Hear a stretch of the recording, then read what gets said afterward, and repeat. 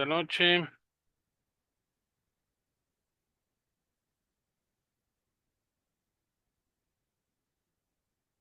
buena noche, Luz, Brenda, buena noche. Gracias por estar con nosotros en la tercera clase de Introducción a la TCC. Vamos a iniciar. Recuerden que esto se está grabando para que puedan consultarlo en caso de que no puedan estar en vivo o quieran repetir o revisar. Con todo gusto ahí al ratito les comparto el link. De hecho, les compartí tres links precisamente de las clases ahí para que las tengan presentes, las presentaciones, entonces ahí las pueden igual estar revisando. Recuerden que de pronto las voy modificando, las voy cambiando o voy mejorando para que, bueno, los puedan estar revisando constantemente, ¿vale? Bueno, pues vamos a arrancar nuestra clase. Bueno, esta sería la tercera clase, aunque aquí dice clase 2, sobre todo porque nos extendimos un poquito más en la explicación de esta parte de los pensamientos automáticos, las creencias intermedias y las creencias centrales, las profundidades del pensamiento, y pues vamos a darle continuidad a partir de Aaron Beck, ya lo que sería propiamente la terapia cognitivo-conductual. Recuerden que si hay dudas o preguntas con toda confianza y pueden levantar la manita o pueden mandar su pregunta en el chat y la vamos respondiendo para que tengan todos estos recursos, ¿vale? Bueno, vamos a arrancar. Recuerden que siempre me gusta iniciar con una cita. En este caso, arrancamos con una cita de Heráclito que dice, día tras día lo que piensas y lo que haces es en lo que te conviertes, ¿no? Esto es muy importante, como les he comentado en las anteriores clases, sobre todo porque gran parte de la terapia cognitivo-conductual está sustentada precisamente en la filosofía del estoicismo, ¿no? Y hemos leído otras frases y recuerden que como tal la filosofía estoica tiene principios o lineamientos muy puntuales que precisamente nos ayudan a entender muchísimo la terapia cognitivo-conductual, por lo tanto las vuelvo a invitar para que puedan echarle una revisada a la filosofía estoica y esto les permita profundizar sobre los conceptos que estamos trabajando, ¿vale? Y bueno, ¿qué vamos a darle continuidad en este punto? Vamos a partir de los supuestos de la terapia cognitivo-conductual, ¿sí? Recuerden que vimos las profundidades del pensamiento, pensamientos automáticos, eh, creencias intermedias y creencias centrales. Y tenemos que partir del esquema central de A, B, C, donde A es la situación, C es la respuesta, pero la B es precisamente el eje de la terapia cognitivo-conductual, que serían las creencias, ¿no? ¿Qué quiere decir? Que nosotros respondemos de acorde a lo que creemos, a lo que vemos, a lo que pensamos, a lo que sentimos, y no con base a una cuestión racional, reflexiva o mediada, ¿no? Sino respondemos en parte con estas creencias que están anudadas a una emoción, ¿vale? Bueno, pues vamos a partir de los supuestos de la terapia cognitivo-conductual. Y nos dice, las personas responden a representaciones cognitivas de la mente más que a los propios acontecimientos. ¿Cómo, cómo explicamos esta parte?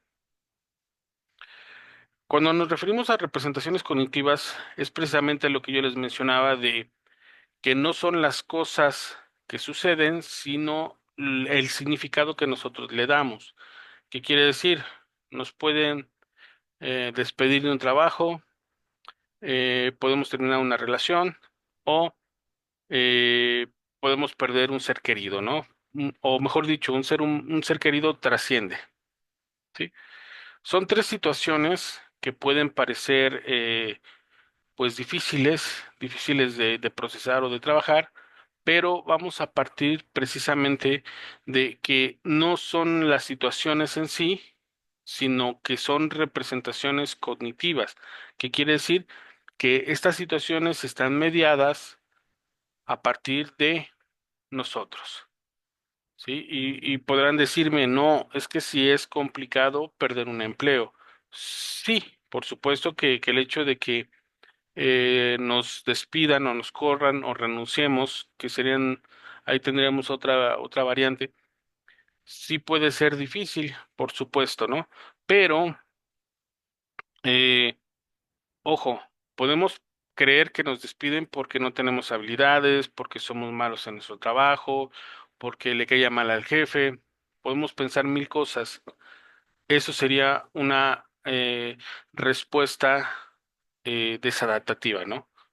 Porque, ojo, puede haber otras causas como recorte de personal, la empresa ya no estaba funcionando, a lo mejor era necesario ese recorte, ¿sí? Y aquí va a depender mucho el cómo lo tomemos, inclusive, aunque a lo mejor fue por nuestras habilidades o las habilidades que no teníamos, también puede ser pauta para trabajar en lo que realmente nos gusta, ¿no?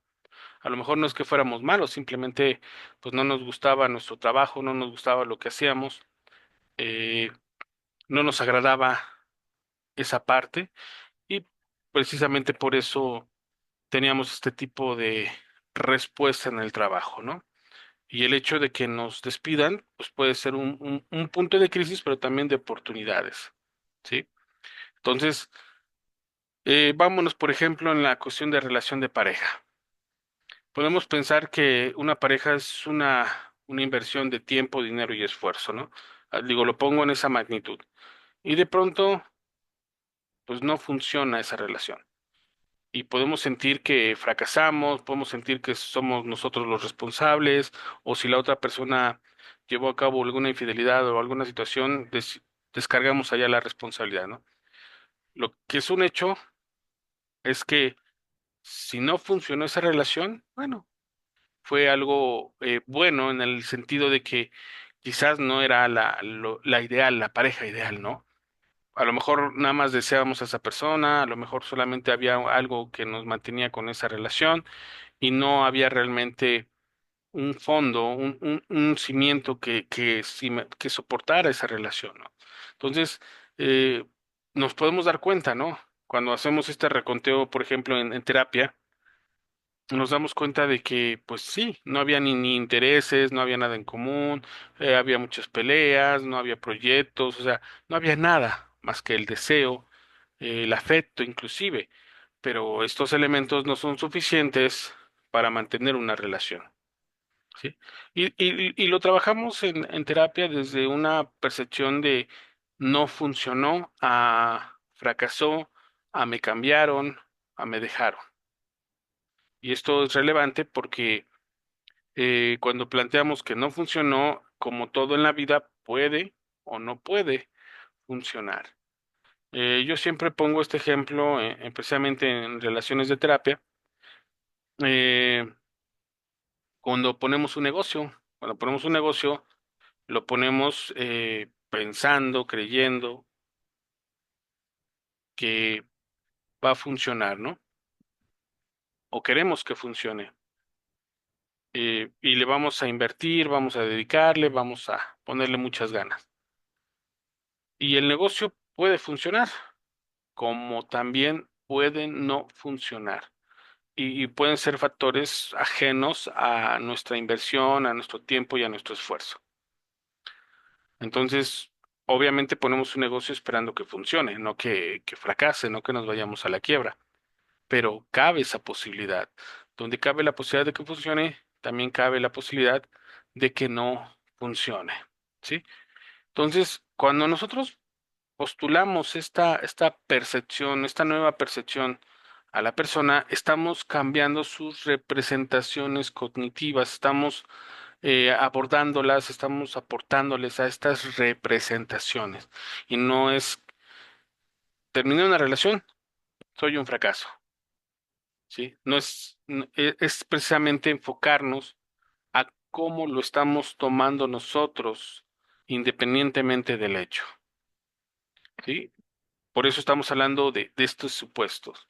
Y bueno, en el último caso que hablábamos de la trascendencia de un ser querido, bueno, pueden ser muchas las circunstancias por las cuales, bueno, eh, es un hecho que todos vamos a trascender, ojalá fuera de una manera natural o calmada, y si no es el caso, bueno, eh, el cambio de percepción podría ser el que ya no sufre nuestro ser querido, ¿no? Digo, cada caso es particular, cada caso se tendría que trabajar en particular, pero precisamente este supuesto principal de la terapia cognitiva nos plantea que no son las cosas, sino qué significado les damos a esas cosas para nosotros. ¿Sí? Y a esto le llamamos representaciones cognitivas. Por lo tanto, todo lo que aprendemos sobre lo laboral, sobre las relaciones en pareja, sobre las trascendencias de nuestros seres queridos, estos aprendizajes están mediados cognitivamente, precisamente por estas representaciones cognitivas, por estas creencias centrales, por estos supuestos. Y esto nos va a permitir ofrecerle a nuestro paciente este cambio de visión, de percepción acerca de las cosas. Las cosas no cambian, ¿eh? Las cosas no cambian. Lo que cambia es nuestra percepción acerca de ellas. Ahí les pongo otros ejemplos. Yo le pregunto mucho a mis pacientes, no, pues ¿cuál es tu comida favorita? No, pues la pizza, ok. Si tú comes pizza 3 veces al día diario, pues va a llegar un momento en que te va a generar inapetencia, aunque sea tu comida favorita, aunque sea tu platillo favorito, sea la comida que más quieras, va a llegar un punto en que te va a generar inapetencia y incluso repulsión hacia esa comida. Pero ojo, la pizza no ha cambiado nada. O sea, sigue siendo la misma pizza. Solamente cambió nuestra percepción sobre esa pizza. Espero que estos ejemplos les den claridad, porque esto es fundamental en la terapia cognitivo-conductual. Es una reestructuración de la percepción, de lo que estamos viviendo, de lo que estamos viendo, de lo que estamos escuchando, de lo que estamos sintiendo. Por eso es muy importante cuando nosotros vamos a trabajar con estas creencias centrales que obviamente se instauraron a partir de estas representaciones cognitivas y es precisamente ahí donde vamos a trabajar, ¿no? Tenemos creencias sobre el amor, sobre el trabajo, sobre la vida, sobre el dinero. Ojo, todos tenemos creencias. No hay una verdad total o absoluta para determinar el tipo de relación perfecta, idónea que debería haber. Por lo tanto, todas son creencias o representaciones cognitivas de la forma en que nos vamos vinculando con todo lo que vivimos. ¿Sí?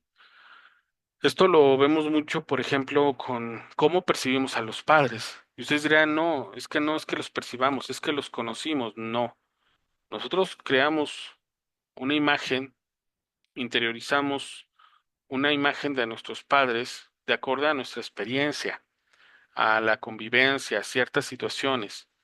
Pero esa percepción no es un retrato, no es una copia fiel de lo que ellos son, sino al momento en que los interiorizamos, que los estamos aprendiendo, los vamos a interiorizar con nuestras experiencias y emociones y así los interiorizamos, ¿sí? Podemos ver a nuestra mamá como un monstruo, a nuestro papá como un monstruo, como un criminal, como lo peor. Pero al momento en que empezamos a trabajar una percepción neutral, objetiva, nos damos cuenta que son grandes seres humanos, ¿no? Independientemente de sus limitaciones, como todos tenemos limitaciones, me refiero emocionales, ¿no? Por ejemplo, a lo mejor no podemos verbalizar una emoción, a lo mejor no podemos compartir un afecto y empezamos a verlos de otra manera, ¿no? Ya no como aquella mamá regañona que me limitaba, que me prohibía, o ese papá ausente que nunca estaba conmigo, que nunca me daba tiempo. Y no se trata de copias fieles de ellos, se trata de representaciones cognitivas que nosotros fuimos interiorizando y quedamos y asumimos como verdades. Por lo tanto, poder relacionarnos nuevamente con nuestro padre, con nuestra madre, con nuestra pareja, con nuestros seres queridos, cuesta mucho, ¿no? Porque lo hacemos a partir de nuestras creencias, no solamente pensamientos, sino emociones, ¿sí? Entonces espero que estos ejemplos puedan darles claridad sobre lo que son el supuesto eje de la terapia cognitivo-conductual, que no son las cosas, no es lo que pase, sino cómo lo aceptamos, cómo lo significamos, cómo lo representamos para nosotros, ¿sí? Donde una persona puede ver crisis, Una persona puede ver o algo negativo o una oportunidad, ¿sí? Donde vemos algo que parece muy bueno, una persona puede ver algo muy malo. Entonces, por supuesto que depende de esta mirada, de esta visión, de estos lentes, de esta percepción sobre las cosas. No se confunda con la cuestión optimista, ¿no? De, ay, piensa siempre positivo, siempre piensa que todo va a salir bien, que todo va a ser alegre. No, no, no, no, no. No, estamos hablando de tener este acercamiento a una percepción neutra y lo más objetiva posible sobre las situaciones, ¿no? Por ejemplo, salimos corriendo porque entramos al 10 para las 9 y apenas, y son cuarto para las 9 y nos falta como media hora para llegar, ¿no? Y estamos angustiados y preocupados y bueno, a ver, ¿qué es lo más grave que te puede pasar? No, pues es la primera vez que falto, a lo mejor un reporte, una falta administrativa. Ah, perfecto.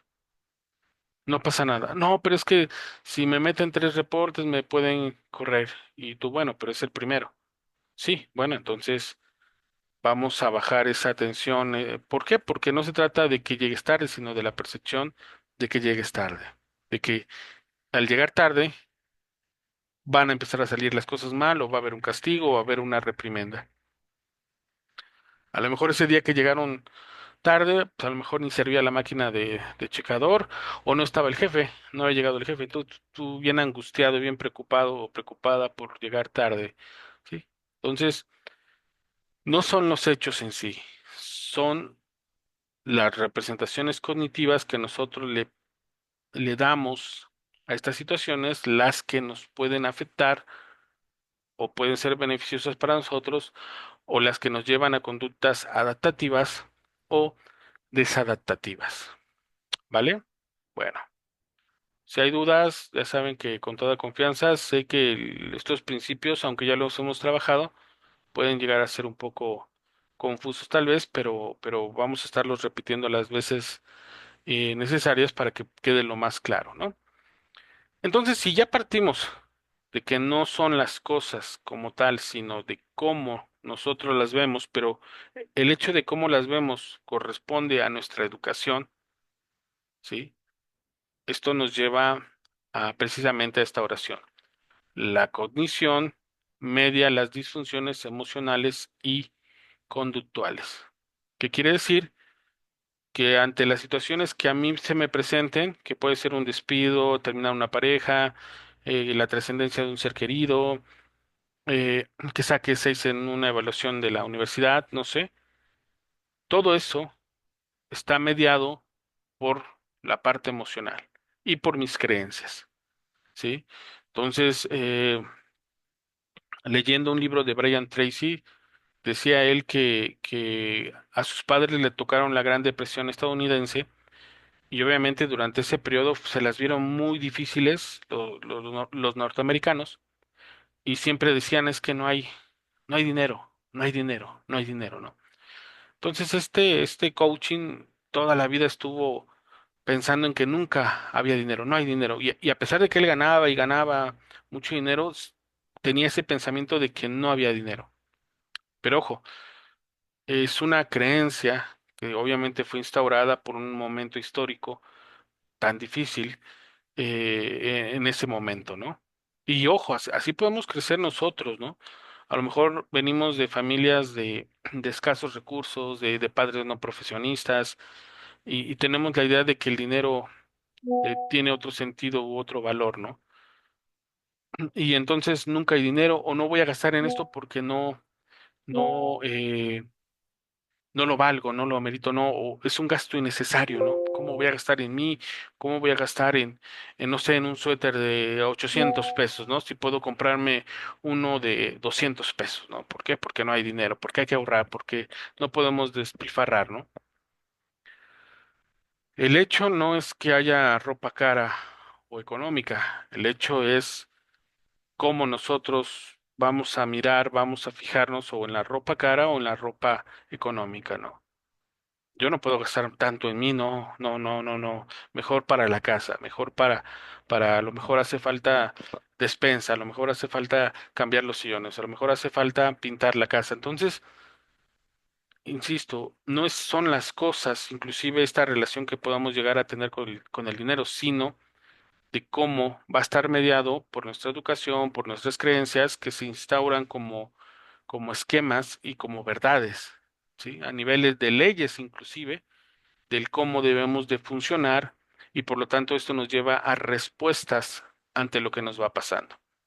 Y ahí lo dosifico, lo sintetizo en esta frase. No hay nada emocional o conductual que no haya pasado por el filtro del pensamiento, de la cognición. Entonces, a lo mejor yo vengo de una familia donde soy el tercer hijo y tengo dos hermanos, uno mayores, y entonces la mamá le puso más atención a los hermanos mayores y yo tengo baja autoestima. ¿Por qué? Pues porque la mamá no nunca me volteó a mirar y entonces, aunque inicie una relación, eh, no funciona. Y inicio otra relación y no funciona. ¿Por qué? Porque no puedo tolerar que mi pareja voltee a ver a alguien más, ¿no? No puedo tolerar que voltee a ver a alguien más y entonces decido terminar la relación porque yo necesito la atención permanentemente en mí. Bueno, eso es una cognición, una representación cognitiva de lo que creo que así debe ser para mí una relación. Para mí, si no quiere decir que tenga que ser con todas, pero al menos para mí tiene que ser así, que no me pueda dejar de ver, que no me pueda dejar de mensajear, que no me pueda dejar de buscar. Entonces, por supuesto que ahí tenemos una situación, una respuesta desadaptativa. Recuerden que manejamos esta parte o en algunos libros ustedes lo van a encontrar como disfuncional, ¿sí? Pero yo prefiero manejar o manejo siempre la cuestión algo que nos permite adaptarnos o algo que no nos permite adaptarnos. Y entonces, si yo busco parejas que no me quiten el ojo de encima, que me estén hablando, que me estén mensajeando, que porque al momento en que lo hacen siento que me dejan de querer, ok, entonces tenemos ahí una situación desadaptativa, ¿sí? Por lo tanto, el cambio cognitivo puede transformar los patrones disfuncionales de las emociones y conductas. ¿Qué quiere decir? Si nosotros, por eso era importante revisar la terapia racional emotiva, si nosotros cuestionamos esas creencias, las ponemos en debate, las reflexionamos, las racionalizamos, podemos transformarlas, reestructurarlas, y al momento en que reestructuramos estas creencias centrales, se reestructuran las creencias intermedias y por lo tanto los pensamientos automáticos. ¿Qué quiere decir? Que hagan de cuenta, y también pongo mucho este ejemplo, esta analogía, si ustedes han tenido algún problema de visión, por ejemplo, vamos a pensar en miopía, ¿no? Que no podemos ver de lejos. Entonces, pues nunca hemos usado lentes, ¿no? Entonces ahí voy por la vida tratando de adivinar qué dice el cartelón del transporte público, ¿no? O los números, ahí la numeración de las casas, ahí me tengo que acercar mucho para poder ver la numeración. Pues hagan de cuenta que de pronto, pum, nos ponen lentes. Nunca habíamos usado lentes en nuestra vida. Y nos ponen lentes y de pronto, wow, todo parece tan claro, todo parece tan preciso. Bueno, eso es lo que hacemos al momento en que eh, guiamos al paciente a que aprenda a reestructurar estas representaciones cognitivas. Y entonces, el que lo despidan de un trabajo ya no parece tan terrible, tan fatalista. El terminar una relación ya no parece tan terrible, tan fatalista. El que trascienda a un ser querido ya no parece tan terrible o catastrofista. Sí. No porque le restemos valor al hecho mismo, sino porque ahora le damos otra percepción, otro valor. Sí. Cambiamos esa percepción. Sí. Se va cambiando la forma en que miramos. Si sigo con la analogía, es como te ponen los lentes y de pronto dices, wow, puedo ver, ¿no? Inclusive, por ejemplo, en el caso de la miopía, estaba avanzando al paso del tiempo y hay que estar actualizando la graduación de los lentes. Y tú dices, no, yo ya tengo lentes, ¿no? ¿Desde hace cuánto? Como desde hace 8 años. Y empiezas a notar que empiezas a entrecerrar los ojos para enfocar ciertas letras. Por ejemplo, cuando vas al cine, aunque tengas tus lentes, todavía entrecierras para poder ajustar aquellas letritas, ¿no? ¿Qué necesitas? Pues una nueva graduación, nueva revisión y nueva graduación. Por lo tanto, cuando te hacen la revisión y te sientas con tus nuevos lentes, dices, wow, creo que todo es claro, creo que todo queda tan claro que dices, te sorprende el hecho de pensar que te habías negado a actualizar esa graduación. Y esto sucede mucho con nuestros pacientes. Al momento en que ellos empiezan a tener esa claridad sobre sus propias creencias, que empiezan a reestructurarlas y ven cambios sorprendentes, y me atrevo a decirlo así, cambios significativos, les sienten precisamente esta emoción de poder ver la realidad desde otra perspectiva. Insisto, no cambia la realidad, cambia cómo vemos esa realidad. Y esa mamá que nos abandonó, que nos hizo daño, que era estricta, de pronto ya no se vuelve tan severa, en esta nueva visión ya no es tan severa, ya no es tan agresiva, al contrario, ¿no? La empezamos a ver como humana, más allá como madre, más allá que como mujer, como humana, y empezamos a ver que también fue un ser humano que sufrió, que tiene heridas de la infancia, y empezamos a verlos de otra manera.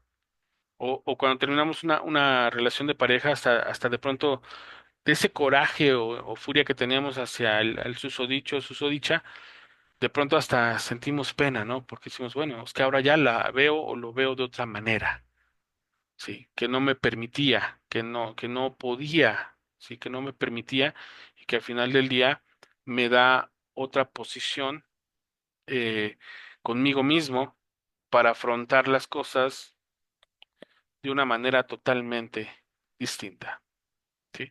¿Alguna duda o pregunta hasta aquí? No, profe, todo bien, gracias. Gracias de ti. Todo bien. Gracias, Danica. Bueno, entonces, por eso es importante esta representación cognitiva, porque precisamente es lo que trabajamos. Al cambiar, no digo cambiar, reestructurar, porque no es que dejemos de lado totalmente la estructura que había anteriormente, sino hay una reestructuración y podemos empezar a ver cosas que antes no veíamos, a escuchar, a ver, sentir y experimentar cosas que antes no nos permitíamos. Y cambia a veces radicalmente lo que teníamos o dábamos por hecho, ¿vale? Bueno, ya teniendo todo este esquema ya claro con este último punto que eran las representaciones cognitivas, entonces nos preguntamos, bueno, ¿qué es una terapia cognitiva? Pues precisamente eso. Nuestra intervención va a enfocarse al análisis y modificación de patrones de pensamiento disfuncionales y la sustitución de estos patrones por racionales y adaptativos. ¿Sí? ¿Qué quiere decir?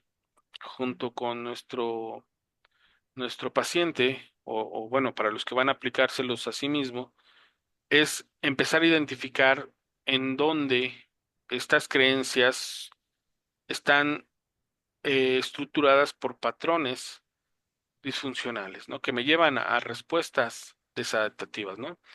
Por ejemplo, pelear con la pareja, que es uno de los casos más comunes que encontramos en terapia. ¿Por qué peleo con mi pareja? ¿Por qué hay esa batalla permanente? Y de pronto cuando dicen, no, es que debería de tratarme así, debería darme esto, debería darme aquello. Y nosotros le proponemos que está partiendo de un nivel de exigencia hacia el otro tremenda. Y dos, que no sabemos si el otro tiene aquello que nosotros le estamos exigiendo. Y tres, que sería bueno poder ofrecerle a nuestra pareja incluso palabras de aliento, darle un pequeño regalo, este, o poder ofrecerle simplemente un recibimiento diferente, ¿no? Y ¿No? patrones, cuando rompemos estos patrones, bueno, no quiero ponerlo tan fatalista de romper, cuando nos damos cuenta que seguimos ciertos patrones, por ejemplo, al relacionarnos con una pareja, y que esos patrones nos están llevando a situaciones desadaptativas como estar peleando todo el día, y nos damos cuenta que con algo tan significativo como que en lugar de recibirlo o recibirla con un llegas tarde, ¿por qué tan tarde? Con un bienvenida, ¿cómo estás? Un abrazo, cambia todo. Yo sé que pueden pensar que estamos quizás exagerando la situación, pero en serio, cuando en lugar de dices, ay, ya voy a llegar a casa y lo primero que me va a decir mi pareja es, ¿por qué tan tarde? ¿Dónde estabas? Te estoy marcando. ¿Qué no ves la hora? En lugar de recibirlos con este tipo de situaciones, es bienvenido, ¿cómo estás? ¿Todo bien? Pásale, ya tengo la cena. Ay, te quiero dar un abrazo porque no te he visto en todo el día. Por supuesto que cambia, que estamos reestructurando esa respuesta desadaptativa, ¿no? ¿Por qué? Porque si yo a mi pareja apenas llega, apenas pone un pie en casa, le digo, ¿dónde andabas? ¿Por qué tan tarde? Por supuesto que me va a responder enojada, ¿sí? Por supuesto que va a explotar también, porque todavía ni pone un pie en la casa y ya le estoy cuestionando sobre dónde está, por qué no contesta, ¿no? Cuando nosotros logramos reestructurar estos patrones, cambia todo radicalmente. Por eso, cuando uno empieza a resignificar y a revisar todas estas representaciones cognitivas, cambiamos un por favor, un gracias, un muy amable, una apertura y una verbalización tremenda de agradecimiento. Y esto permite una interacción con las personas sorprendente, ¿no? Pongo un caso, eh, estoy ahí en la escuela y de pronto los chicos salen ahí del salón y hay un pequeño balcón. Llega el prefecto enojado y dice, es que no pueden estar aquí y empieza a gritar, maestro, es que no debe controlar a sus alumnos y yo, pues me molestó, ¿no? Que me llamara la atención frente a mis alumnos y en lugar de enojarme me volteo y le digo al prefecto, ¿estás bien? Eh, Te veo alterado. En lugar de reclamarle, se queda así como sorprendido por mi pregunta y dice, no, disculpe, se da media vuelta y se va. O sea, en lugar de yo enojarme o molestarme o decirle otra cosa, le cuestiono si él estaba bien, si todo bien, estás bien, todo bien en casa. Y quedó desarticulado, ¿no? Su respuesta ya no pudo darse más. Entonces, precisamente cuando las personas llegan a la terapia o el propósito de la terapia es identificar precisamente estos patrones disfuncionales o desadaptativos y una vez que los tengamos claros, entonces ya los podemos trabajar. ¿Sí? Y eso tiene que ver con todo lo que hacemos en la vida cotidiana, con todo lo que hacemos en la vida cotidiana, pero a veces no es tan claro, a veces no podemos verlos, porque hay algo muy común que también yo manejo mucho en terapia. Lo primero que les propongo es separar. ¿Qué quiere decir? Llegan con cuestiones de pareja, de familia, laborales, con los amigos, incluso de autoestima, y todo lo meten a una bolsa. Bueno, yo pongo esta analogía, lo que es como si lo metieran a una bolsa y lo agitan. Cuando ustedes la abren es un caos, ¿sí? Es un caos total esa bolsa, ¿no? Todo está revuelto, todo está ahí, es un caos. Entonces, la propuesta es, a ver, separemos. ¿Por qué? Porque cada cosa se tiene que trabajar con herramientas distintas y tiempos distintos.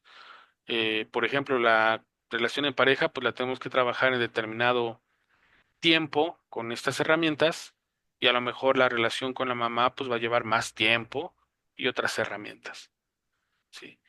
Entonces no hay una sola eh, regla, indicación, medicamento que pueda resolver todo ¡pum!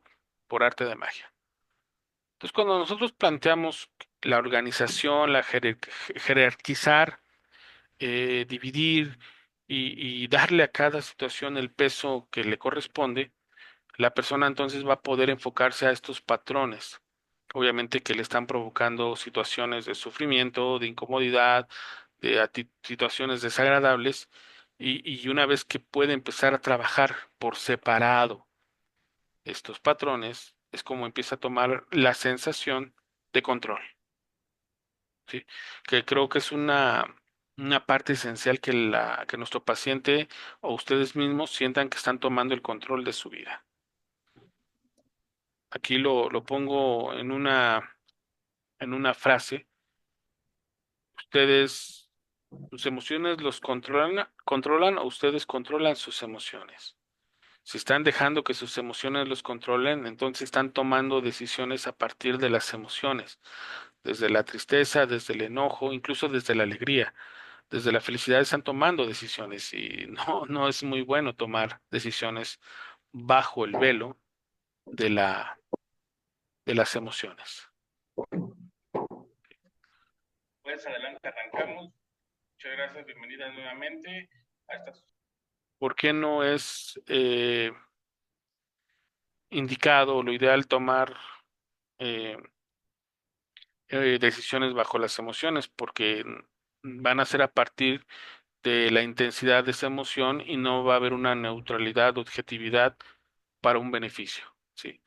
Una persona que está muy enojada, le pongo un ejemplo, creo que ya lo había puesto de una persona que se está divorciando y de pronto la pareja le pelea la mitad de lo que tienen y el otro dice, no, no, que se quede con todo, no quiero nada. Ahí está tomando la decisión bajo el enojo y esa decisión lo está llevando quizás a quedarse sin nada. Y después va a decir, pero ¿por qué le dije que se quedara con todo? Bueno, pues porque estabas enojado, ¿no? Incluso, ¿por qué les digo desde la emoción de la alegría? Tampoco es bueno tomar decisiones porque se sienten tan bien que llega alguien y le dicen, oye, pero prométeme que harás esto por mí. Tú, sí, sí, yo te lo prometo porque estoy muy feliz ahorita. Y al rato que se me baja la intensidad de la emoción, digo, ching, ¿para qué ando prometiendo cosas que a lo mejor ni puedo cumplirlas? Pero como estaba bajo ese velo de la emoción, pues empezamos a tomar decisiones que obviamente nos van a afectar. Si nos van a afectar, ya sea que estemos enojados, tristes o alegres o en otra emoción parecida o similar, esto nos va a llevar a situaciones bastante difíciles, ¿no? Entonces, de eso se trata la terapia cognitiva, que ustedes, junto con su paciente o ustedes mismos que estén aplicando su proceso eh, psicoterapéutico, aprendan a separar, organizar, jerarquizar, ¿sí? Y una vez que podamos enfocar una situación que nos está provocando una situación incómoda, o sea, desadaptativa, pues trabajarla, ¿no? Peleo mucho con la pareja, soy muy impulsivo porque apenas me hablan ya me estoy enojando, ya estoy gritando, a lo mejor tengo ciertos hábitos, ¿sí? Una vez que ya podemos identificar, jerarquizar y todo esto, bueno, nos va a permitir entonces trabajar, pero con una precisión, ¿sí? Sobre lo que queremos específicamente reestructurar. Si hay dudas o preguntas, ya saben que lo pueden hacer con toda confianza. Y esta presentación ya se las compartí. Igual que les compartí tres, pero vamos a trabajar hoy con esta y la de distorsiones cognitivas. Ya en la siguiente clase estaríamos avanzando con la otra, ¿vale? Bueno, ¿cuál es nuestra tarea? Como psicoterapeutas en terapia cognitivo-conductual, es evaluar esos procesos cognitivos desadaptados o que llevan a la persona a tener situaciones desadaptativas y desarrollar experiencias que precisamente puedan modificar esas cogniciones y los patrones afectivos. Y obviamente recuerden que las creencias, cuando hablamos de cogniciones y patrones, estamos hablando de creencias, ¿eh? Creencias centrales que llevan a pensamientos automáticos o que llevan a conductas, ¿sí? Si yo no tengo una buena autoestima porque desde chiquito me decían que era muy menso, que era muy menso, que era muy lento, que no tenía habilidades, que no sabían cómo vivía, podía amarrarme los zapatos solos. Toda la vida, y esa es mi creencia central, que soy un bueno para nada, que no tengo futuro. Entonces, cuando entro a un trabajo y me dicen, oye, trabajas muy bien, te vamos a dar un ascenso, yo digo, no, no, se equivocaron. No, ¿cómo creen? No, no, no, si yo no sirvo para nada. Esa es mi respuesta. O sea, no, no, ¿cómo creen? No, se equivocaron, a lo mejor se equivocaron en los números, no sé. Yo nada más vengo a hacer lo que me piden, no, no, a lo mejor dénselo a alguien mejor o a alguien que trabaje más, porque no, yo no voy a poder con eso. Entramos hasta en terror. porque no, mi creencia es que yo no sirvo para nada, que soy muy malo, que no tengo habilidades. Incluso eso nos lleva a impedimentos de crecer en una empresa, tener un mejor trabajo, tener una pareja con la cual nos podamos entender, una vida diferente, ¿sí? Trato de omitir buena vida o algo por el estilo, porque digo, cada quien elige cómo vivir, pero sí que podría ser diferente si nosotros vamos a un proceso psicoterapéutico, porque nos va a permitir conocer estas creencias. Recuerden que cuando hablamos de cogniciones y patrones, hablamos de creencias, ¿sí? Estas creencias centrales que me llevan a un pensamiento automático y ese pensamiento automático que me lleva a una conducta o a conductas, ¿sí? Entonces, para poder cambiar estos pensamientos automáticos, necesito irme a la fuente, a esas creencias, esas cogniciones y patrones que obviamente no son verdades, sin embargo, nosotros la tomamos como así debe ser y no más, así y no más. Y esto lleva a que tengamos comportamientos que obviamente nos desagradan, comportamientos que nos están haciendo sufrir o nos están afectando o nos han afectado a lo largo de nuestra vida. ¿Sí? Esa es nuestra tarea. ¿Cuál es nuestro fundamento teórico? Ya lo abrimos con la terapia racional emotivo-conductual, lo vamos a ver nuevamente aquí, bueno, ya más dosificado o con una dosificación, los efectos y la conducta del individuo. Los efectos y la conducta están determinados por la manera que tienen de estructurar su mundo, ¿sí? Yo me comporto conforme yo estructuro mi realidad, mi mundo, ¿sí? Entonces, si mi realidad yo soy un bueno para nada, entonces yo me voy a comportar como un bueno para nada. No es simplista, no quisiera reducirlo a algo tan simplista, pero es una manera de ejemplificarlo, de que en gran medida el cómo nos vemos, nos creemos que somos, pues en gran medida está determinando las conductas que vamos a tener en nuestra vida, ¿no? Y pueden ser conductas totalmente desagradables o desadaptativas, ¿no? Por eso tenemos el pensamiento, la emoción y la acción. Y esto es un círculo permanente, ¿no? Lo que pienso junto con la emoción me llevan a conductas. Si yo pienso que soy muy malo y eso me entristece y me frustra, me lleva a rechazar un aumento de salario, un aumento o en la jerarquía del trabajo, a tener una pareja que a lo mejor está interesada en mí, a no querer estudiar, o sea, me lleva a infinidad de cosas que obviamente pues me están afectando. ¿Por qué? Porque esa conducta de, como hago cosas mediocres, pues ese pensamiento se vuelve a instaurar y me lleva a otra emoción y me lleva a la acción. Y esto es un círculo permanente. Entonces, cuando nosotros entramos a trabajar, precisamente es donde vamos a intervenir en esos pensamientos, ¿sí? En esos pensamientos automáticos, en esas creencias, reestructurarlos para que la emoción, junto con la emoción, cambie la conducta, ¿sí? Hay estudios muy interesantes sobre cómo piensan los ganadores, ¿no? ¿Qué quiere decir esto? Eh, es interesante saber qué piensan los ganadores. Si alguien dirá, pues ganar, ¿no? Sí, sí, sí, sí. Se tienen que concentrar y pensar en ganar. Entonces, ¿qué pensará un perdedor? Pues perder, ¿no? O está pensando en cómo perdió la última vez, o está pensando en que no va a ganar, o está pensando en que algo malo va a pasar en el evento y va a perder, ¿no? Entonces, por eso nosotros intervenimos en estos pensamientos. Insisto, no es fácil y no se trata solamente de cambiar el pensamiento o creyendo que cambiando el pensamiento la acción cambia mágicamente. Es un trabajo profundo, profundo en las creencias centrales, porque estas creencias están determinando nuestra personalidad. Entonces, no es tan sencillo, no es y me atrevo a decirlo, como la programación neurolingüística que consideran que solamente cambiando las palabras, cómo verbalizamos, pues va a cambiar el pensamiento y cambia nuestras conductas. No, no es tan sencillo. Por eso es un trabajo que puede llevar meses, años, pero que va a dar grandes resultados, ¿no? Eh, Esto lo vemos mucho también, pongo ejemplos en las relaciones de pareja.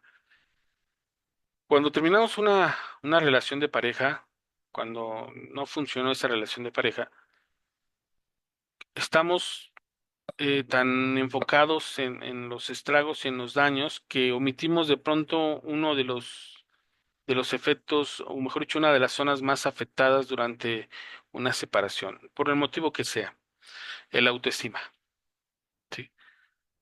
Porque lo primero que va a verse afectado y en gran medida es nuestra autoestima. Porque si nuestra pareja, ahora expareja, vamos a pensar que se fue hubo una infidelidad, se fue con otra pareja, o simplemente ya no somos suficientes para ella, nos dice que ya no somos suficientes para ella, y una infinidad de situaciones, pues el primer golpeado es nuestra autoestima, ¿sí? Y obviamente eso nos lleva a un estado de tristeza y probablemente a un estado de depresión. Y precisamente es lo que tendríamos que trabajarlo primero en una estructura de pareja, es el autoestima. Y quizás a veces ni se trabaja, ¿no? ¿Por qué? Porque es importante la visión, la autoimagen, el autoconcepto, la autovalía que tenemos, ¿no? Pero sin embargo, no se trabaja, ¿no? Por eso es importante saber incluso qué pensamos de nosotros mismos. ¿Cuál es ese autoconcepto? ¿Cómo me puedo describir a mí mismo? Qué puedo rescatar de mí mismo? ¿Qué habilidades, qué bondades, qué características tengo, ¿no? Y a partir de ahí, mejorar esta propia autopercepción. Y eso incluye la autovalía, el valor que me estoy dando. Sí, porque yo puedo pensar en todos los demás y todos los demás son importantes, pero yo no. Entonces, cuando llega el momento de pensar en mí, no. No, es que yo no soy importante, ¿sí? O yo no soy atractivo, o yo no valgo, o yo no importo. Por eso es muy importante trabajar y entender cómo funcionan los pensamientos a partir de esta fuente permanente de creencias, creencias centrales que están determinando inclusive y por supuesto el cómo nos vemos y el cómo nos tratamos. Muchas veces somos muy exigentes con nosotros mismos, tremendamente exigentes. Con las demás personas somos flexibles, no pasa nada, no te preocupes, pero conmigo no, yo no puedo equivocarme, no, yo no puedo llorar, no, yo no puedo hacer esto, no, yo no me lo puedo permitir. Y somos duros, ¿no? Vuelvo al ejemplo de relaciones de pareja. Es que cómo pude haberme fijado en aquel tipo, en aquella tipa. ¿Cómo pude haberme fijado? No, ¿qué me pasa? Estoy menso, estoy baboso. ¿Qué me pasó? ¿Cómo yo, Luis, pude? O sea, estamos siendo duros con nosotros mismos, demasiado exigentes con nosotros mismos. Oye, tú también eres humano, espérate, tú también eres humano, tú también tienes situaciones en las que no puedes ver con claridad. Y ojo, somos muy duros y precisamente con nuestros yo del pasado, ¿no? Digo, así lo manejo también cuando nos referimos a, es que cómo pude haberme enamorado a los 15 años de esta persona. Bueno, pues tenías 15 años. No, no, pero es que no debía haber, no, espérate, tenías 15 años y nosotros le preguntamos al paciente, ¿crees que pensabas igual o piensas igual que hace 15 años, hace 10 años, 5 años? Pues no. Entonces, ¿por qué insistes en ser tan duro con ese yo de 15 años, ese yo de 20 años, ese yo de 25 años? ¿Por qué quieres ser tan duro, tan moralmente duro con ese yo, no? Con ese tú de ese pasado que en su momento pensó, tomó decisiones que creía que eran lo mejor para él o ella en ese momento. Incluso cambiando esa percepción de cómo nos tratamos a nosotros mismos, cómo nos hemos tratado a nosotros mismos, y obviamente no se trata de quitarnos responsabilidades, sino de marcar las que sí nos corresponden y las que no nos correspondían. Lo ejemplifico para que ustedes puedan trabajarlo en su persona o con sus pacientes. De pronto dicen, es que mis padres se separaron cuando yo tenía 8 años, 9 años, y me dijeron, ¿con quién te vas? ¿Con tu papá o tu mamá? Y yo no supe qué decir y me fui con mi mamá y ahora mi papá me odia. Y sí, yo soy responsable. Y tú, espérate, no, espérame, ahí, ¿por qué? Tenías 8 años, o sea, ¿qué adulto le puede dejar semejante peso a un niño, a una niña? Espérame, no puedes ser tan duro con tu niño, con tu niña. ¿Por qué? Pues era una niña.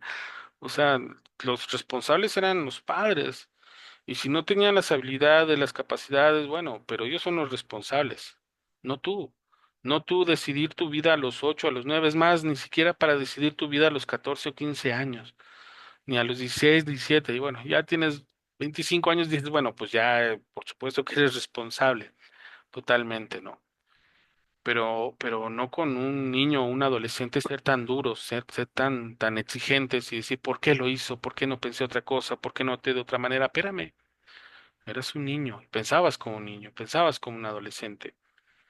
Y cuando a veces no es suficiente, les pregunto si tienen algún sobrinito, alguna sobrinita de esa edad, ¿no? De 8, de 14 años, ¿no? Y les digo, voltea a ver a tu sobrinita, quiero que lo veas. Ah, no, sí son bien tiernos, sí, juguetones y todo esto. Ah, ok. ¿Y a poco tú le dejarías que decidiera semejante cosa a ese niño o ese adolescente? No, ¿cómo crees? No, no, no, no, jamás le dejaría que tomara una decisión así. Y entonces, ¿por qué se lo dejas a tu niño interno, a tu niña interna, a tu adolescente interno, a tu adolescente interna? ¿Por qué si le dejas ese peso? Y entonces es cuando hay un choque sobre qué tan duros hemos llegado a ser con nosotros mismos, porque así nos dijeron que tenía que ser. Porque no podemos darnos esa flexibilidad o darnos esa parte de entendimiento, de solidaridad con nosotros mismos. Y ojo, esto es pensamiento, el cómo nos vemos nosotros mismos, cómo nos hemos visto con nosotros mismos a lo largo de nuestra propia historia, ¿vale? Si tienen alguna duda, pregunta, ya saben, ahí está la manita o pueden abrir el micrófono con toda confianza, ¿sí? Entonces, este sería nuestro fundamento teórico: pensamiento, emoción y acción. Pensamiento junto, que nos lleva a la emoción y la emoción nos lleva a una respuesta. Y esto es este círculo que puede ser reestructurado para tener conductas diferentes. No es sencillo, por supuesto que no, pero obviamente hay un proceso y un trabajo. ¿Qué es cognición? Yo les puse ahorita la cognición a nivel de creencias, ¿no? Una cognición es un aprendizaje, algo que aprendimos, pero ojo, eso que aprendimos se instaura como una creencia. ¿Por qué? Porque ¿quién nos permitió ese conocimiento? Pues nuestros cuidadores. Recuerden que cuando hablamos de padres o madres, hablamos de quién cumplió la función y no de quién es nuestro lazo sanguíneo. ¿Sí? Recuerden, ténganlo muy presente. ¿Por qué? Pues porque realmente ustedes pueden tener vínculos muchísimo más fuertes con la abuelita, con el abuelito, con la tía, con el tío que los cuidó, que con la propia mamá o con el propio papá. ¿Sí? O vamos a pensar que el papá estaba, pero salía mucho de viaje y el abuelito entró ahí como figura paterna. Ah, bueno, tu figura paterna fue tu abuelito y no tu papá biológico. Sí, tengan presente siempre ese esquema, porque también nos va a permitir eh, entender muchas de las situaciones por las cuales nos hemos autocastigado o hemos sido bastante severos con nosotros todo este tiempo. ¿Sí? Entonces, bueno, yo por eso les puse cognición como una creencia a ese nivel, a ese aprendizaje, pero aquí se los defino en dos elementos. La cognición serían procesos y contenidos. Cuando hablamos de un proceso cognitivo, pues es un mecanismo que va a decodificar, aquí decodificación, pero se trata de decodificar, que va a almacenar y que ahí en nuestra memoria, y que esa información se va a recuperar para formar una estructura. Pongo un ejemplo. Cuando el bebé, vamos a pensar que tiene un año, año y medio, 2 años, ve un perrito, ¿sí? Ve el perrito ahí, ¿no? Y está, wow, wow, wow. El niño, el bebé, perdón, escucha el wow, wow y ve al perrito y asocia lo que escucha con lo que ve y forma un concepto primitivo, pero un concepto. ¿Por qué digo primitivo? Porque no se llama perro, se llama wow, wow, ¿sí? Eso es un proceso cognitivo, ¿sí? Ahí es un proceso cognitivo. Interiorizamos la realidad de esta manera.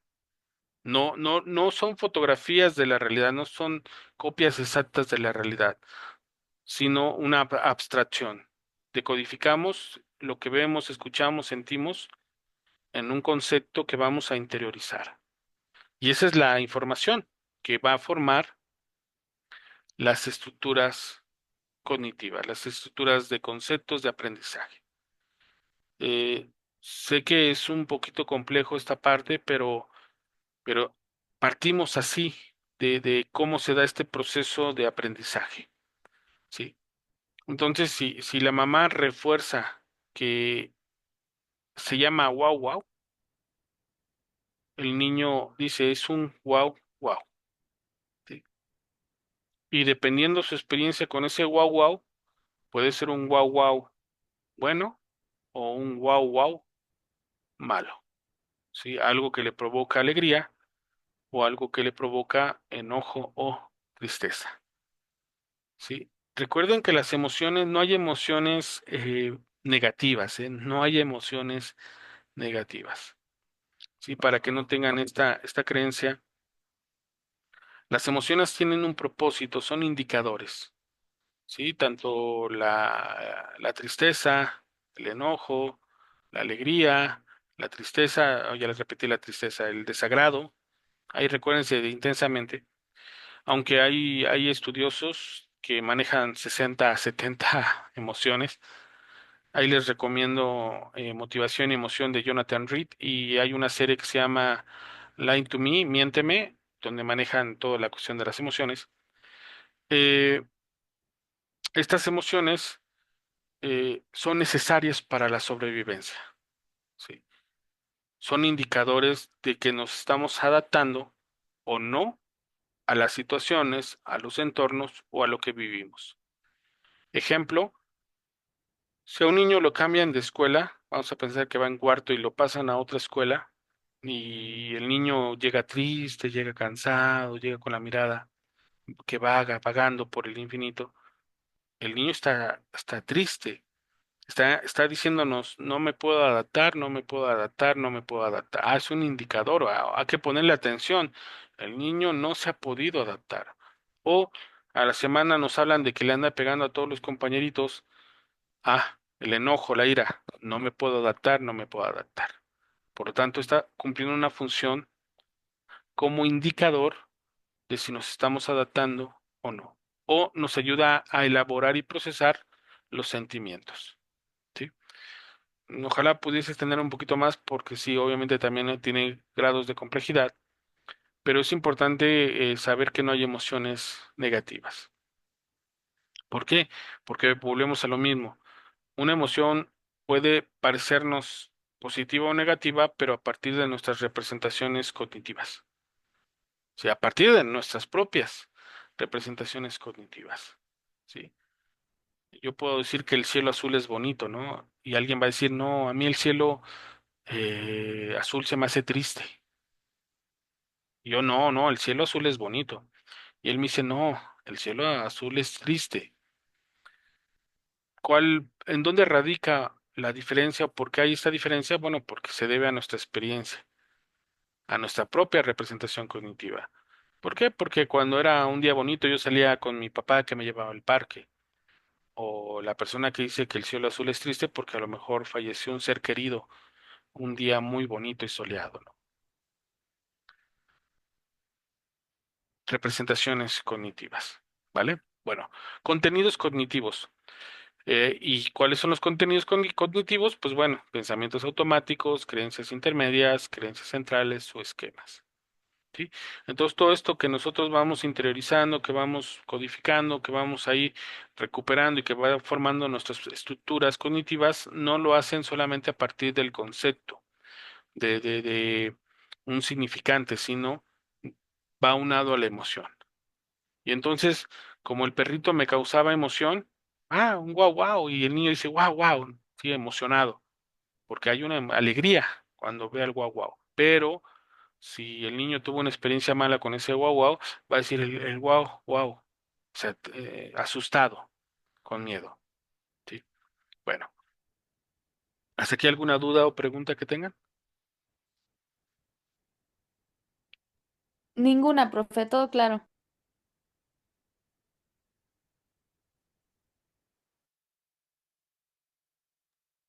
Muchas gracias, Danita. Bueno,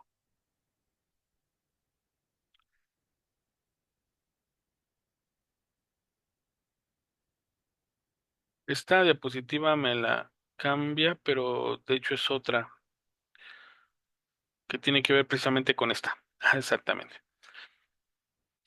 Entonces ya tenemos claro qué es la cognición, cómo la vamos a estudiar nosotros a partir de creencias centrales, intermedias y pensamientos automáticos. Y entonces, bueno, ya nos hemos enfocado bastante en las creencias centrales, ¿no? Y en estas se presentan como proposiciones absolutas, duraderas y globales sobre uno. Representan el nivel cognitivo más profundo. Mis creencias. Yo creo que la espuma que hace el jabón limpia la ropa, ¿no? Es mi creencia y así se lo enseña a mis hijos, ¿no? Compren un jabón que haga mucha espuma porque eso lava mejor. Y ellos a su vez se lo comparten a sus hijos y así, así, y así, y así. Sí, es una creencia, pero la consideramos absoluta, duradera, global y verdadera. Ojo, aquí no lo pone, pero nosotros le damos ese grado de verdad. ¿Qué quiere decir? Que cuando alguien nos dice que la espuma no tiene que ver o no es fundamental para la limpieza de la ropa, decimos, no, ¿cómo crees? No, sí, sí tiene que ver. No, mira, sí, mira, y mi ropa queda más limpia. Y a lo mejor no es cierto, pero nosotros lo vemos así. Por eso es importante que cuando ustedes trabajen en una cuestión psicoterapéutica, precisamente trabajen sus creencias en este nivel de profundidad. Aquellas creencias que consideramos inamovibles, inquebrantables, innegociables, pues esas son las que tenemos que poner al asador, ¿sí? Ponerlas en debate, cuestionarlas para saber si cumplen estas cualidades de absolutas que tienen que ver con verdaderas. Sí, es como, y digo, lo digo, pongo este ejemplo que es un poco duro. eh, Ejemplo, la mujer tiene cuerpo para albergar vida, y en su organismo está construido para albergar vida, pero no es una obligación. Yo sé que puede sonar duro, pero no es una obligación, es una elección, sí. Sin embargo, hay mujeres que es que si yo nací con este organismo, entonces yo tengo que ser madre. O sea, ese es mi objetivo en la vida. Y decimos, bueno. Por cuestiones de especies, es que necesitamos que las mujeres tengan hijos, pero es una elección. Ser padre es una elección, no una obligación. Y es una creencia. Sí. Como yo nací con pene o tú naciste con vagina, pues a ti te deben de gustar los hombres y a mí me deben gustar las mujeres, porque así debe ser. Y es una creencia, aunque digan que hay un sustento biológico, que por preservación de la especie, desde que están los primeros seres humanos en este mundo, la bisexualidad, la homosexualidad, las filias y parafilias siempre han existido. Siempre, sí. Estamos hablando de los griegos de hace 2000 años y era una sociedad prominentemente homosexual. Hace 2000 años, y si nos vamos a 4000 años, las sociedades eran homosexuales, bisexuales, o sea, parece que estamos dentro de ese rango de lo natural y lo biológico como sustento de verdad, pero no es cierto. Al menos no el ser humano. ¿Sí? Por eso es necesario que ustedes se replanteen esas creencias centrales que han determinado como absolutas, como inquebrantables. Sí. Bueno. Creencias intermedias, pues ya hablamos un poquito de ellas, como supuestos, reglas y actitudes. Yo supongo, o es una regla que yo me autoimpongo, o una actitud que yo voy a tener. Ahorita pongo unos ejemplos, aunque ya hemos platicado de ella en otras clases. Aquí pongo ejemplos de creencias centrales. Soy un tonto. Sí. Haga lo que haga, soy un tonto. O no merezco a nadie. Nadie nació para mí. Yo no nací para tener pareja. O no tengo control sobre mí. ¿Qué quiere decir? Las emociones me dominan, son ellas las que me conducen. Entonces, cuando me enojo, el enojo es el que me conduce. Si yo no controlo mi vida, las emociones lo controlan, ¿no? Mi vida es un desastre, no tiene arreglo. No, mi vida es, no hay forma de arreglarla por ningún lado. Oye, pero ve a terapia, no, así soy, así voy a morir, así que, ok. Sí. Son creencias centrales, son duras, ¿no? Por más que me esfuerzo, por más que estudio, creo que soy malo, que soy tonto, que nunca voy a poder tener un grado o voy a poder ser inteligente, porque así lo creo.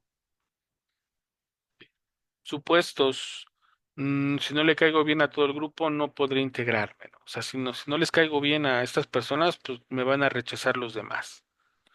Si cometo un error, por mínimo que sea, eso va a ser terrible y me va a marcar para todos los demás. Son supuestos, no son verdades. Ni las creencias centrales, ni las creencias intermedias, ¿eh? Sin embargo, las personas las asumimos como una verdad total, absoluta, en todos los sentidos.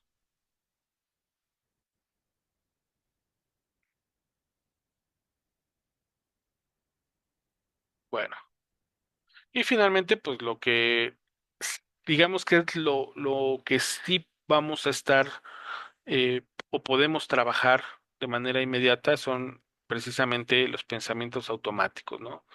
Que son los que vamos a ver con mayor claridad con las personas, con nosotros mismos, con nuestros pacientes, porque se activan sin ni siquiera mediar la lógica o la razón, ¿no? Como yo les exponía, que Luis se encargue de la fiesta de Halloween y yo, no, es que soy malo para organizar. Oye, pero puedes intentarlo, no, escojan a otra persona porque si no va a ser un desastre conmigo. Lejos de que yo quisiera o no organizar, a lo mejor sí tenía ganas de organizar la fiesta, pero digo, no, es que soy bien malo, no, es que no, yo nomás no la armo para eso. Eso es un pensamiento automático. Sí. Todas las personas tienen el potencial para aprender, para adquirir conocimientos, pero va a depender de sus creencias. ¿Sí? Entonces, los pensamientos automáticos, pues son esos pensamientos evaluativos, rápidos y breves, que no suelen ser el resultado de una deliberación o razonamiento, sino más bien que parecen brotar automáticamente. Estoy en el trabajo, de pronto llega mi compañero, ay Luis, ya le gusta esa a la más bonita del trabajo. Y yo, no, ¿cómo crees? No, yo, "Ay, ¿cómo se va a fijar en mí? No, a lo mejor te estaba viendo a ti, no, yo estoy feo, ve mi cara, ¿cómo crees que alguien se va a poder fijar en mí? O sea, ni siquiera lo estoy racionalizando, diciendo, no, sí, pues es que estoy bien guapo, no, es que tengo personalidad, no, es automático. No, ¿cómo crees? Es imposible que ella pueda fijarse en mí. Y es imposible, no, pues claro que no, porque no se trata de una belleza física, se trata de una personalidad.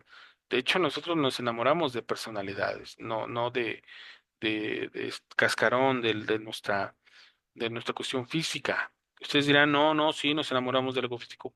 No, porque ustedes pueden tener amigos y amigas guapas o guapos socialmente así catalogados y pueden no sentirse atraídos por ellos o atraídas por ellos. Sí, entonces, es esa personalidad, es esa química, esa cuestión específica, ese clic de esa química, bueno, sí. Pero mi pensamiento es automático, es no, ¿cómo una mujer guapa o bonita se puede fijar en mí? No, eso no puede ser posible. Y ni lo pienso, ni lo reflexiono, ni lo razono. Es un pensamiento automático, ¿vale? Bueno, ¿aquí alguna duda o pregunta?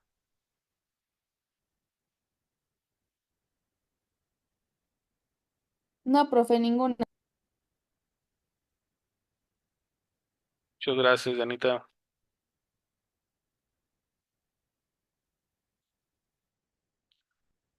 Nos vamos a ver unos 10 minutitos, algunas distorsiones cognitivas para que también esto ya se lo lleven, porque bueno, ya vimos que la forma en que vemos el mundo, la realidad, puede tener estas distorsiones, ¿no? Y que obviamente nos lleva a unas determinadas conductas. Permítame para que les pueda compartir la siguiente conjunto, el siguiente conjunto de diapositivas. Mm, mm.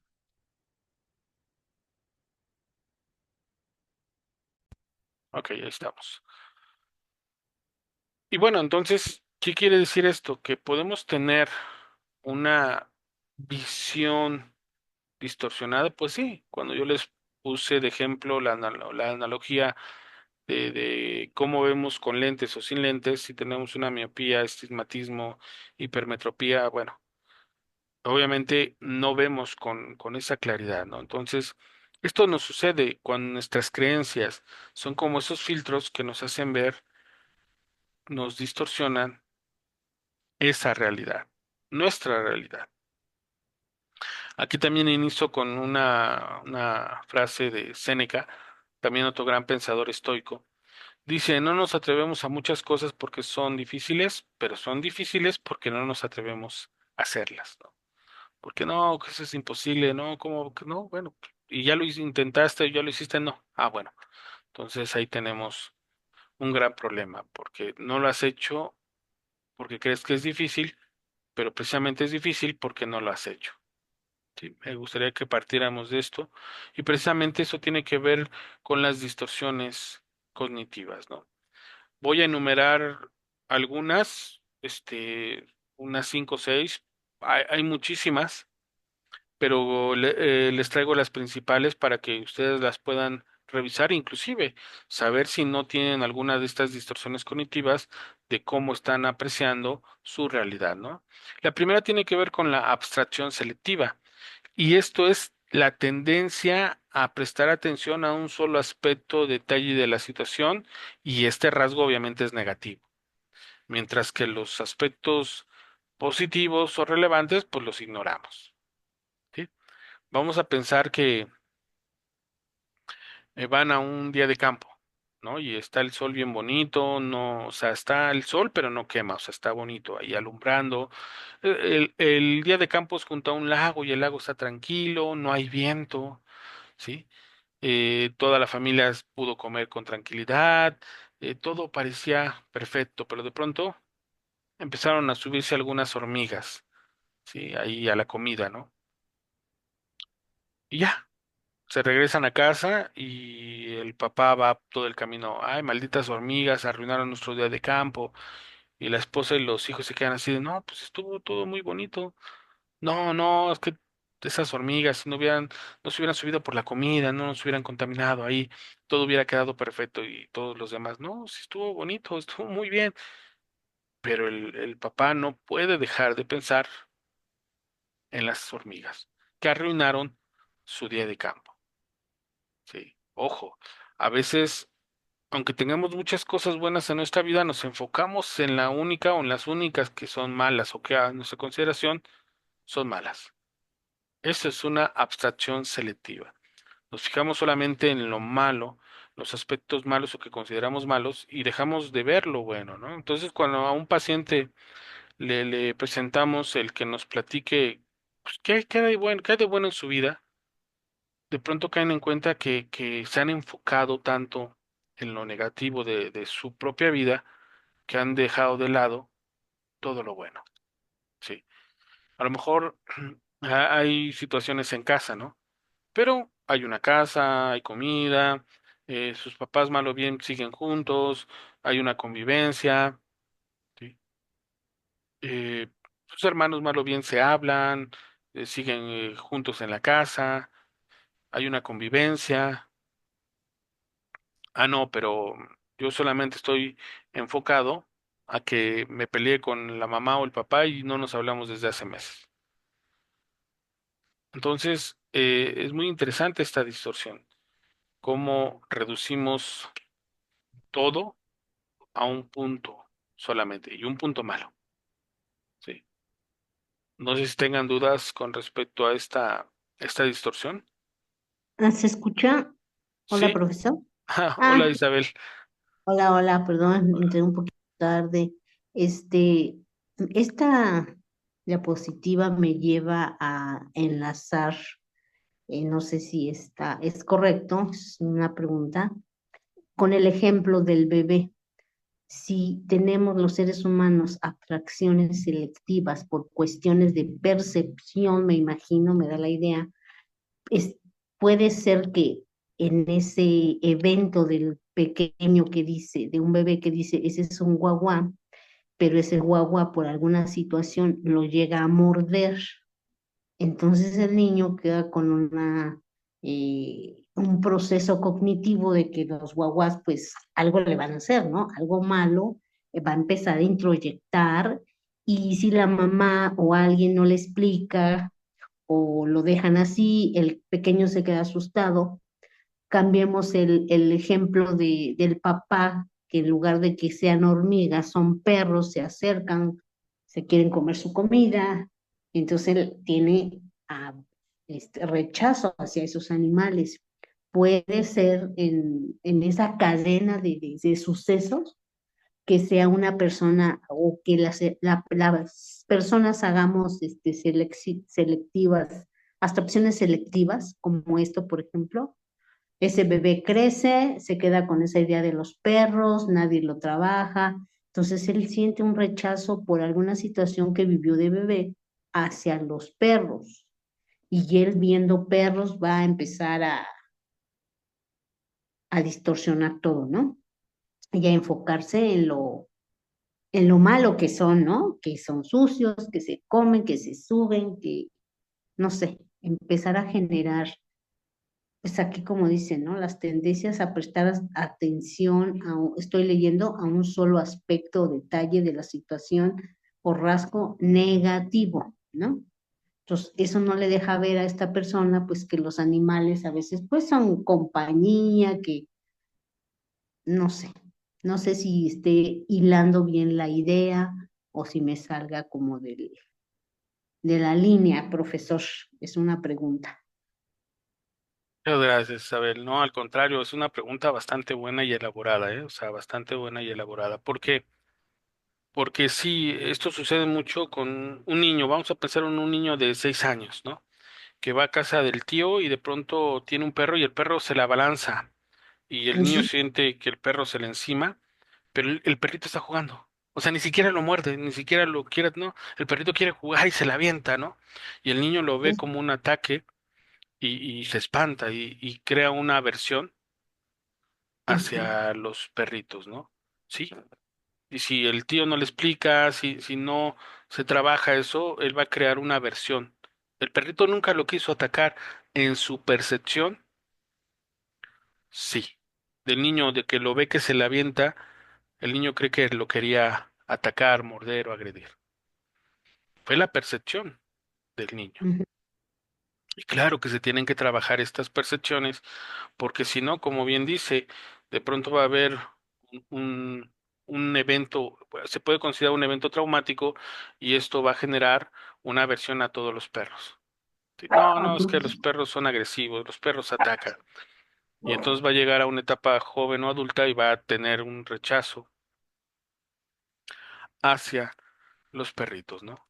Va a poder verlos nada más como salvajes, como atacantes, como agresivos, estos perritos. Y sí, lo puede llevar a tener una percepción, una abstracción selectiva de ver solamente que son malos. Y son malos, pues realmente no, nunca fueron malos. A su percepción, sí. Pero como no se trabajó, no se habló, no se platicó, él creció y esta creencia la llevó a un grado de algo absoluto verdadero y así es, ¿no? ¿Y por qué le digo que es una pregunta bastante puntual, bastante profunda, porque a veces creemos que nuestros padres no nos quisieron, nos abandonaron o nos rechazaron. Pongo un ejemplo, con esto vamos cerrando nuestra clase. Vamos a pensar que el niño de 2 o 3 años, ojo, recuerden que la visión del niño no es totalmente de 180 grados. Aunque no lo crean, tenemos una visión de casi 180 grados, sino es de 90 o menos. Solamente el bebé, el niño puede ver nada más lo que está aquí. Entonces, el objeto que está enfrente sí lo ve, pero si este sale de su campo de visión, siente que desapareció. Entonces la mamá llega, pone al niño en la cuna y de pronto se voltea porque está trabajando ahí de costurera, está ahí hilando, no sé. Y entonces el niño siente que la mamá lo abandonó. La mamá me abandonó, la mamá es mala porque me abandonó, no me quería, pero la mamá estaba a unos pasos quizás de él, pero en su percepción, la mamá nunca estuvo con él, porque no lo quería. Y crece creyendo firmemente que la mamá lo abandonó o no lo quería. Sí. Y se vuelve una verdad para ese joven o esa joven, se vuelve una realidad, una verdad. Es que tú nunca estuviste, y la mamá así como que se queda onda, pues cómo no? Estaba ahí en tu cuarto, no, no, es que tú nunca estuviste, me dejaste solo, sola. Entonces sí, sí, todas estas cuestiones de que no solamente se trata de, cuando hablamos de cognición, no se trata de que alguien nos enseñe, nosotros aprendemos del mundo. No es que alguien nos esté enseñando el mundo, nosotros aprendemos el mundo. Y al hacer este aprendizaje, pues puede haber estas distorsiones, como la abstracción selectiva. Digo, todavía podemos sacar más jugo de este ejemplo que nos expuso su compañera, pero es un tema que, bueno, yo espero que les permita a ustedes ir reestructurando sus propias creencias para a su vez modificar sus pensamientos automáticos y a su vez sus conductas puedan prestarse a una mejor adaptación de las situaciones. ¿Dudas o preguntas? No, todo Ninguna, bien, profe. pues muchas gracias. Ujú. Muchas gracias, Isabel. Muchas gracias, Gracias. Denita. Bueno, pues vamos a cerrar nuestra clase de hoy. Permítame.